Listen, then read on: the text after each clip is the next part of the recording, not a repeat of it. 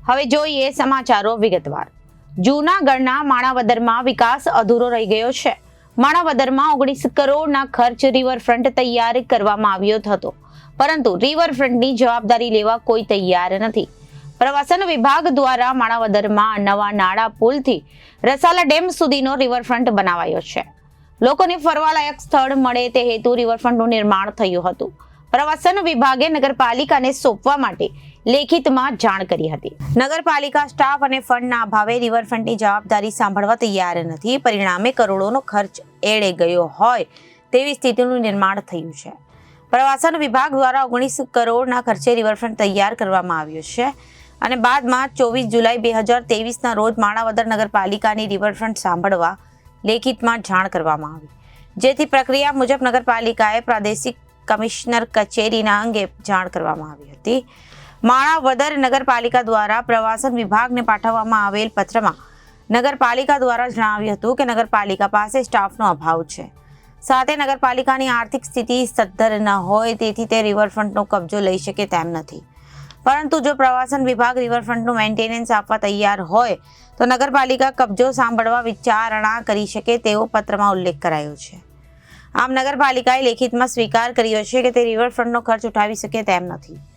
આમ છેલ્લા 1 વર્ષથી નગરપાલિકા અને પ્રવાસન વિભાગ વચ્ચેની માઠાગાંઠ ઉકેલાઈ નથી। પરિણામે રિવરફ્રન્ટ બંધ હાલતમાં છે। રિવરફ્રન્ટ પર રાત્રિના સમયે સુંદર નજારો માણી શકાય છે, તે માટે લાઇટ ડેકોરેશન કરાયું છે। આ લાઇટના પોલ પણ હવે તૂટવા લાગ્યા છે।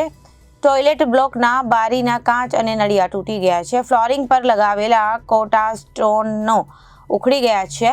રિવરફ્રન્ટ બંધ હોવાને કારણે જાણવાળી થતી નથી અને સામે નુકસાની થઈ રહી છે, ત્યારે કરોડોના ખર્ચે તૈયાર કરવામાં આવેલ રિવરફ્રન્ટ તદ્દન બિસ્માર હાલતમાં ફેરવાઈ જાય તે પહેલા કોઈ પણને તેની જવાબદારી સોંપવામાં આવે અને લોકો માટે રિવરફ્રન્ટ ખુલ્લો મૂકવામાં આવે તેવી વાતોની માંગ ઉઠવા પામી છે। Mansukhbhai Khichadiya, chief officer Manavadar. માણાવદરમાં 1 વર્ષથી આ રિવરફ્રન્ટ બંધ હાલતમાં છે। પ્રવાસન વિભાગ દ્વારા તમને લેખિત જાણ કરવામાં આવી છે, તમે શું કહેશો? પ્રવાસન વિભાગ દ્વારા અમને જાણ કરતા જે કબજો સંભાળી લેવા બાબતની રજૂઆત હતી, એ અનુસંધાને મેં પ્રવાસન વિભાગને વિગતવાર પત્ર લખવામાં આવે 6 મહિના પહેલા।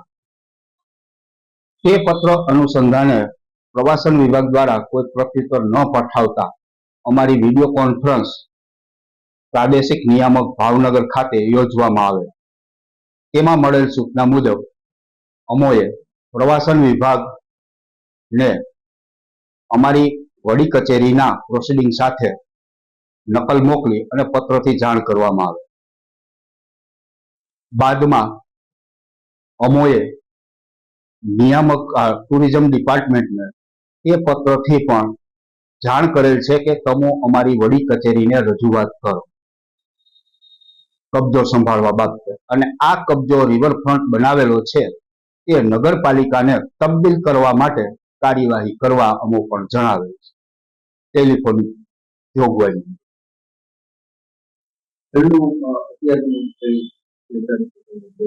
હાલનું સ્ટેટસ બાબતે આ ટુરિઝમ ડિપાર્ટમેન્ટે બનાવેલું હોય તે બાબતે હું કોઈ હાલનું સ્ટેટમેન્ટ આપી શકું નહીં।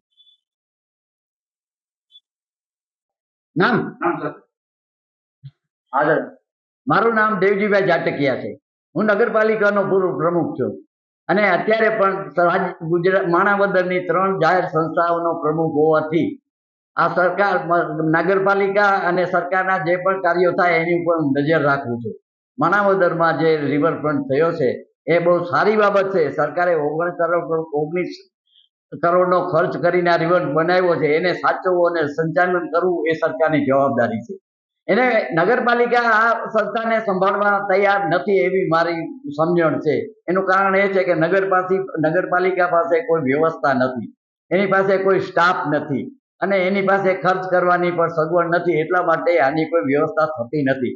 સરકારે ફરજ પાડીને આ વ્યવસ્થા ગમે તેને સોંપીને આ રિવરફ્રન્ટ વ્યવસ્થિત રીતે અમલમાં આવે એવી અમારી બધાની ઈચ્છા અને લોકોની માન્યતા છે। ધન્યવાદ। આજે આ રિવરફ્રન્ટ બંધ છે, શું?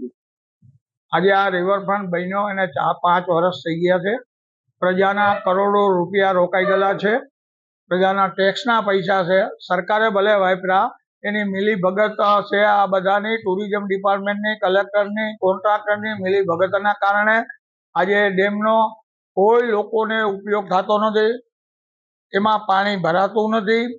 અને આજે 5 વર્ષ થઈ ગયા છે, તૈયાર થઈ ગયો, એને ઉદ્ઘાટન નહીં કરે તો આ 2 વર્ષમાં આની દશા ભાંગીને ભૂકો થઈ જશે.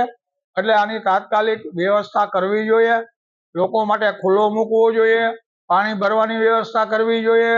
અને ટુરિઝમ ડિપાર્ટમેન્ટ ના સંભાળે તો કલેક્ટર સંભાળે, એની દેખભાળ રાખવી જોઈએ. આજે એક સિક્યુરિટી પણ નથી, લોકો અડધી વસ્તુ તો કાઢી ગયા છે. તો આને તાત્કાલિક ચાલુ કરવો જોઈએ, નહીંતર અમે ગાંધી ચિંધ્યા રાહે આના માટે આંદોલન કરશું. Bureau report Janadesh news, Junagadh.